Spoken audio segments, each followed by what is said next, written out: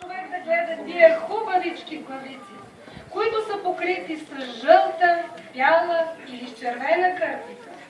Шията е обнизана с мерджан, с седев, с бисер, с морови маниста, жълти монети и с всякакви други керванчета. Сукманът е син и дълъг. На гръбките му и полите му са обшити с копринени генета, а под сукмана,